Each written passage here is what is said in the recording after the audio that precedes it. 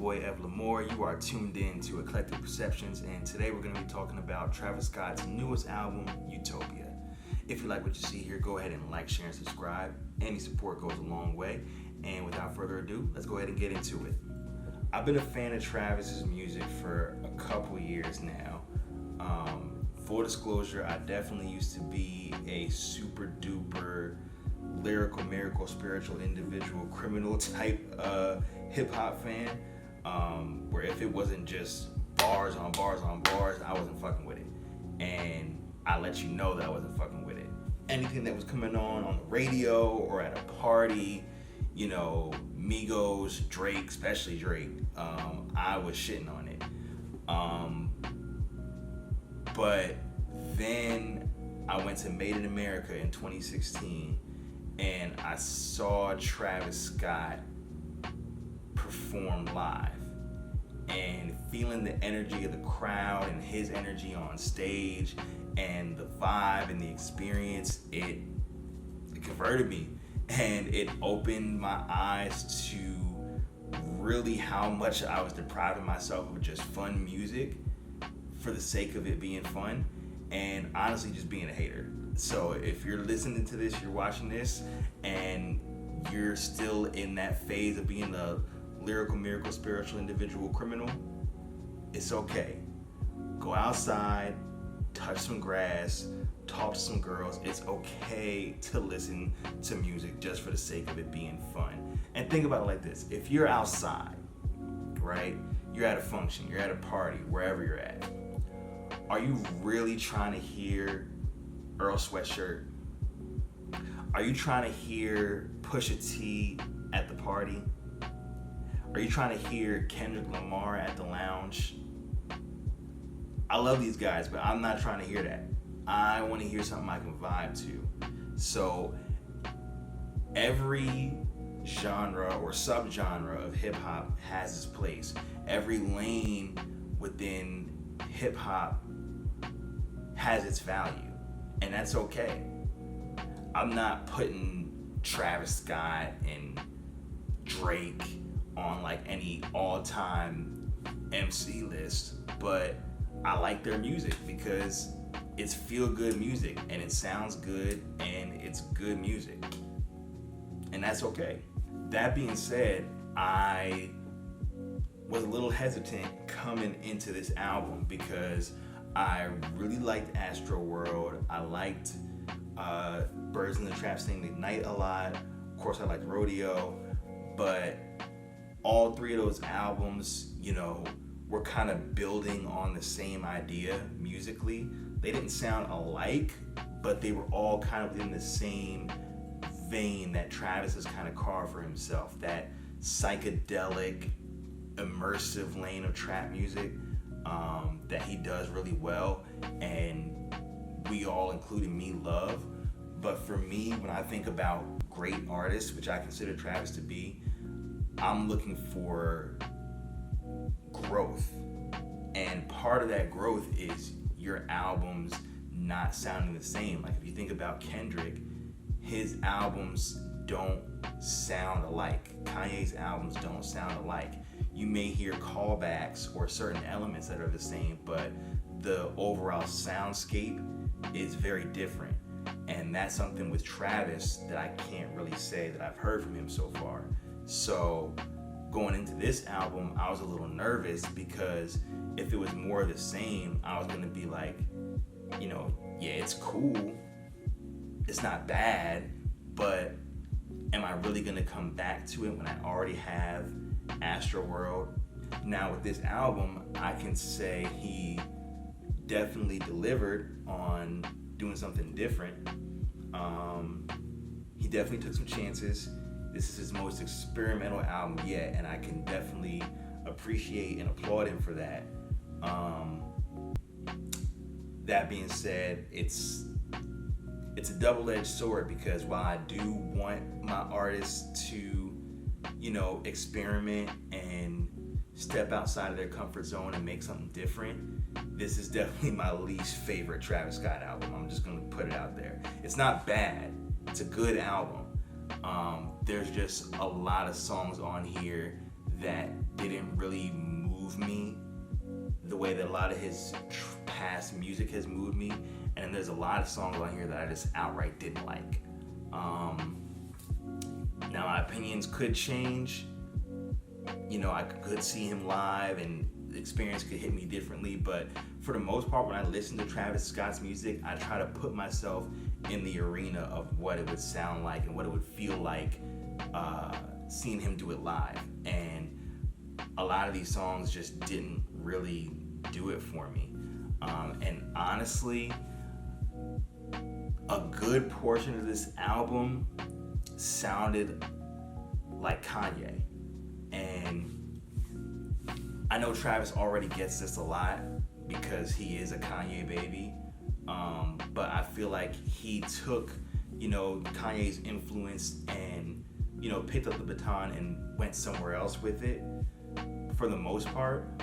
But on this album, you can hear the Kanye influence super heavy to the point where I question how much of this was Kanye throwaways, like stuff that he made for Kanye as reference tracks or something, and then Kanye didn't take it, so he just refined it and made it for himself instead. And if I'm not mistaken, I know at least one of these was confirmed to be for either Yeezus or The Life of Pablo, and Kanye ended up not taking it, and Travis just kept it. So it just makes me wonder how many more of these songs are, fit that description. And not even just production-wise, like his delivery sounded a lot like Kanye on this project.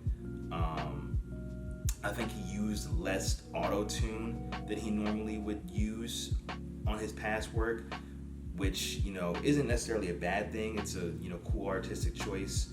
But I think between that and the way he was delivering his bars, he just sounded a lot like Kanye on this album. And it made me kind of wish Kanye was on the album for some of these songs, at least for a feature.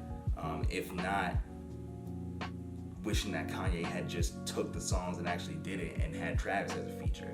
Modern Jam was super heavy on the Yeezus vibes, which I'm pretty sure that was the one they said was on Yeezus at one point. It originally was the beat that Kanye was going to use for I Am a God, but obviously he went with a different beat, and Travis just kept this one and turned it into Modern Jam.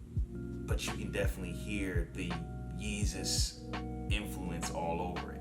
Like those industrial synths, the heavy drums, the Yeezus era Kanye cadence, even those little screaming ad-libs that he be doing, like that is all very much Yeezus energy. Like it sounds like a Yeezus throwaway. And that's not to say it was bad. It was a cool song. Not one that I would necessarily come back to, but if I'm just playing the album through and it comes on, I'll let it play. The highlight of the song obviously was Tizo Touchdown. Even outside of him, like what the production did around his verse, I thought was a highlight for the song. And then Tizo, I have been interested in hearing more of his stuff after hearing him on Call Me If You Get Lost last year. And after that, hearing a lot of people talk about him and hyping him up, I was interested to see what he would do on this. But even hearing him on this record, I didn't even realize it was him at first, because the first half of his verse, he's doing that like 80s era British pop star impression, and he was really good at it. So I thought it actually was like some British female singer that I never heard of. And then I had to look at the lyrics and see that apparently it's him. So if that's really him doing that voice, then he's got a lot of creativity. And I'm definitely interested in hearing more of his stuff just off the strength of that. Lyrically, he didn't really do a lot for me, but creativity-wise, I'm intrigued enough to check out some more of his stuff. I liked his tone, and I think his part live is definitely going to go crazy for that song. God's Country was another one that definitely sounded like Yeezus era Kanye, or maybe Pablo era Kanye. I think you can make the case either way. But production-wise, it was still good. I love the transition going from My Eyes into God's Country. And the song was good. It was just mad short. Like, I think it definitely was a reference track for either Yeezus or Pablo that Travis did, and then just kind of threw it on there and didn't really change it much from when it was a reference track for Kanye. But overall, the album was solid. Definitely had some great moments. Utopia twins, or Utopia, whichever it is, has definitely been stuck in my head for weeks now. Definitely my favorite track on the album. I think it's gonna go crazy live, and I think 21 Savage has been on a really great feature run. From the Her Loss album to all the features he's been dropping, before and after that, he's really been on a crazy run and been coming into his own as an artist, and I love to see it. It also was my introduction to Rob 49. I've seen people talking about him on Twitter, but I haven't heard any of his stuff. But after hearing his verse, I see why everybody likes him. He's definitely funny. His verse was hilarious, and he has a lot of personality. So yeah, great introduction to him for me. Del Resto was definitely another highlight for me. My first time listening to the album, I was in my car, so I wasn't looking at the track list, and the beat came on and it just had that, house bounce. So I'm vibing to it, and then I hear Beyonce come on, and I had to stop and go to the track list and see, am I tripping right now? Is that really her? To get a Beyonce feature, that's big for Travis. Big ups to him for that, especially for her to do that so soon after Renaissance, because I'm thinking she's gonna be back in her cocoon for a minute. I don't think it's gonna be as long as it usually is with her marketing Renaissance as Act 1. But with Beyonce, you never know. So I wasn't expecting anything from her anytime soon, especially with her being on tour. It's knowing her track record, that's enough for us. But for Travis to get a feature, that was a crazy surprise, and honestly one of the best songs on the album. I think that her staying in her house lane, that being her vibe for this season, is definitely a great choice. And Travis did his, spin on a house beat very well. And again, like the whole Renaissance album, it was another one of those songs that made me wish I knew how to dance. Circus Maximus was another one that was definitely super heavy Yeezus vibes. I actually didn't really care for this song when I first heard it. But after 4 or 5 spins, it started to grow on me. I actually thought that it would have been better without The Weeknd at first, but after a few spins, I was like, yeah, nah, I was tripping. Abel sounds perfect on there, and that's why I have to live with albums for a couple of weeks before I review them, because if I would have jumped out the window and said that, y'all would have been killing me on here. So I'm glad I didn't do that. Although as Abel features go, I definitely preferred K-pop. Definitely one of the standout tracks on the album, and it was my first time actually hearing Bad Bunny. I know I'm super late to the Bad Bunny wave. Everybody loves him, but because I don't speak Spanish, I wasn't in a rush to go see what the hype was about. As far as I know, all his songs were in Spanish. If y'all know any songs where he speaks English, or there's some in Spanish that is just that good, feel free to send them my way. I'll definitely take the recommendations, but I haven't been in a rush to check him out. But I like this one. I like this song. Schizo was another one. Even though it was one of my favorite songs on the album, it definitely sounded like it could have fit on The Life of Pablo. But I'm not complaining. Like I said, one of my favorite songs on the album. Production-wise, one of my favorite beats, especially that last beat switch. Even though it was definitely showing his Kanye roots, we still got something different from Travis on here. I don't think I've ever heard him use that type of flow, that type of bounce. At least not in a while. If I have heard it, I just don't remember. But it was good hearing him kind of step outside of his usual flow.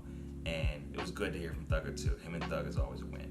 Lost Forever was another one that gave us some cool flows. And also I loved hearing Westside Gunn on here. That was a collab that I wouldn't have initially thought of. I wouldn't have put that together, but it was definitely one of the standouts for me. Like I said, it wasn't just, Son of Kanye joints on here. It was definitely some experimentation on Trav's part. K-pop, Hyena was definitely the most boom bap that I've heard from Travis thus far. Loved that beat. I loved him on there. Loved hearing him ride that beat. And of course, outside of the more experimental songs, there's the ones where Travis just doing his usual thing that we all know and love him for. Like, Fiend, I already know is gonna go crazy at festivals. That's just typical Travis. I Know was another one that I felt like was typical Travis. That one, I could kind of take it or leave it, to be honest. It wasn't bad. It was catchy, but it just didn't move me. You feel me? It didn't reach out and grab me. Production-wise, it honestly reminded me a little bit of a song off the Donkey Kong 64 soundtrack. If any of y'all remember that game, I think there was a level where you were swimming in the ocean or something, and it sounded like the soundtrack for that level. If I can find the song, I'll edit it in here, but yeah, that's what it reminded me of. And it wasn't bad. I'm not saying that it was bad, it just was funny to me. But yeah, this song, I honestly could have took it or leave it. It was another one that I'll let it play if I'm playing the album straight through, and I'm sure live it's gonna be cool, but yeah, it don't really bump in the lip for me. Now, Telekinesis, on the other hand, sounded like the moment when you're at the end of the festival or at the end of his set at the festival, and you have that moment where the sun hits you just right, whatever you're under the influence of is coursing through your veins perfectly, and you just have that moment where your soul leaves your body. And that's what this song sounded like. It sounded like the end credits, basically, to the set. And SZA and Future were perfect on there. Honestly, he did a really good job picking features for this album, because everybody did their thing for the most part. Now, speaking of features, we gotta, of course, talk about Meltdown. Coming into this album, obviously, everybody was talking about Meltdown. I like Drake's flow on his verse, that aggressive, raspy tone that he was using, that last time I heard him use, he used it for a little bit on No Friends in the Industry. I think it's cool to see him kind of experiment with his voice in ways that he usually doesn't.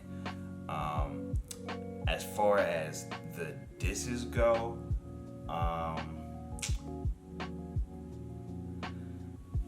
I don't know, man.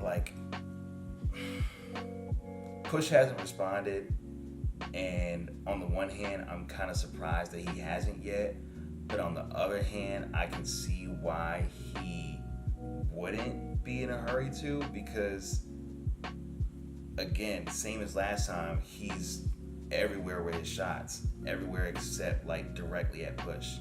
There was a couple, jabs at Push in there, but Pharrell got thrown in there when, as far as I knew, Pharrell and Drake was cool. And to hear Pharrell tell it on his Drink Champs interview, he was trying to, be the peacemaker between the two of them, and he was really a neutral party. So I don't understand why P had to catch a stray. And then Gunna caught some bars in there. I don't know, man. It just seems like he wants to, I don't even know if I would call it scorched earth, because one, he already lost, so for him to come back now with more indirect shots on the heels of Jim Jones sending shots on his behalf, which that's a whole another conversation. That's a whole nother video. I don't know, man. It's just kind of weird. Like, it just didn't. I didn't really need it. It didn't have a whole lot of impact for me outside of just liking hearing Drake on his aggressive shit. If Push responds, I'm cool. But if he doesn't, it doesn't really take anything away from me. And I'm sure he will. It's just not. He's not in a hurry, because it's not like last time when it was Infrared and then Duppy and then Story of Adidon, where it was like a heated battle, like heated back and forth. This seemed like another, subliminal jab, Cold War situation that they're about to enter into, if anything. I don't know. I could have kept it, or he could. I didn't need it. But if they were gonna do this track, I think that Drake should have at least had another verse. Like, when the beat switched and Trav did his second verse, I thought that Drake was about to do another verse, because he started it off, but then Trav just came and did the whole verse. And honestly, his second verse was a little underwhelming to me. I think that it needed another Drake verse, to be honest, of Drake just talking his shit and not talking about pushing them. But Travis actually got his shit off a little bit on the first verse that gave it the blues, not talking about belly, don't keep it sincere, I go Machiavelli, I got the juice now, it's heavy. Okay, for Travis, that was alright. The other thing that's kind of striking me weird about it is, I don't know what it is about good music and them just not being able to be a united front. Like, I know technically Travis isn't good music, but he's definitely affiliated. Like, he's right there, and I know he at least had a production deal with them at one point. So that's family. But yet you got Drake on your album dissing Push, who's standing right next to you. And then on the last album, had him shooting at Kanye, which is even more egregious. Like, I don't get it. But then want to say on Schizo that I'm loyal, bitch, I got Ye over Biden. Like, I don't get it. It don't make sense to me. But that's the kind of shit that Ye does. So I guess it's a trickle-down effect. Now, all that being said, there definitely was some duds on the album, and overall, even though I liked the project, like I said, definitely my least favorite of his discography so far, and I think it was definitely gassed by the fans. Like, especially Thank God. Like, I see people on Twitter gassing that song super heavy, and I really do not understand why. Like, that song didn't do anything for me. The little violin moment on the third verse was cool. Hearing Stormy on there was cute, but that song really didn't do anything for me. And then the other one that I see people gassing, My Eyes, like, I hated that song. Hated it. Like, at least the first half. The first half of the song sounded like fucking Xbox 360 or Wii menu music to me. Like, that shit was trash. Like, he could have kept that, to be honest. The second half got better after the beat switch, and he got his shit off a little bit as far as the bars go, like that. The bar about Kylie's eyes, all that green and yellow that drip from your eyes is telling. There was some cool imagery there. So the second half was alright. He could have just scrapped that whole first half of the song though. Like, I hated that, to be honest. Now, before we wrap up, there was one thing I was listening for on this album, because obviously this was after the whole disaster at Astroworld that happened a couple years ago. And obviously Travis has been cleared of any responsibility legally for that. Even though personally I feel like he definitely could have handled that situation better and should have handled that situation better. But I was listening to see if he was going to address the situation at all on this album. Because obviously that was a huge event in his life and his career. And I feel like it would have been a little disingenuous to not at least touch on it. So I was just interested to see how he was going to do that. And I think he did it a little bit on Parasail. I think the inclusion of Dave Chappelle and his little mini monologue,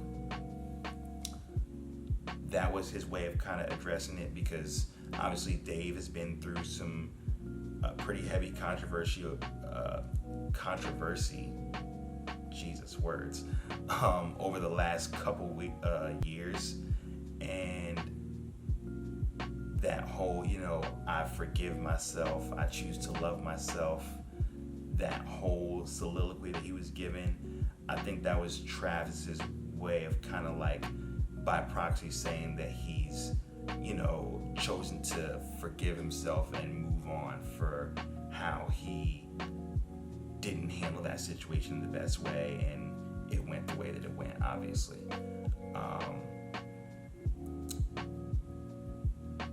I thought that was interesting. I don't know if that was... I don't think there was anything wrong with addressing it that way, because I didn't need like a whole 16 about it from Travis. I feel like that could have got, muddy, but I think this was an interesting way of kind of putting a pin on it. I think this was an interesting way of kind of touching on it. And the song itself, I liked. It was very zen. Not something that I would play in the car, obviously, or like go out of my way to listen to all the time. But if I'm just chilling, smoking, or about to go to sleep, definitely a good song for that. Overall, I would give this album a 7.5 out of 10. And the top 3 standout tracks for me were Del Resto, Schizo, and Utopia Twins. Alright, y'all, thanks so much for tuning in to another episode of Eclectic Perceptions. If you liked what you saw here, go ahead and like, share, and subscribe. Again, any support goes a long way. And catch you guys next time. Peace.